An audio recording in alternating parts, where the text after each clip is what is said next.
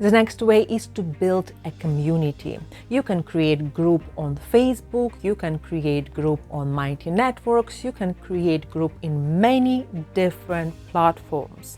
So creating community and be a leader of community is one of the most powerful, important ways to become a leader, to become a brand, to walk your talk, and also expose your knowledge to many people within the community. However, there is a tricky part about that. I had several groups in my life, and I have to tell you this: when the community is a leader-centered, people never like it.